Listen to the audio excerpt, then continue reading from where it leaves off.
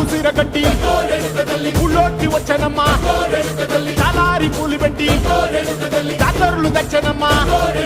తంగేడు పూలు పెట్టి కంకాణ దూకేనమ్మా ముక్కు ముక్కెర పెట్టి ముల్లోకాల నెలనమ్మా ముందార చూడంగా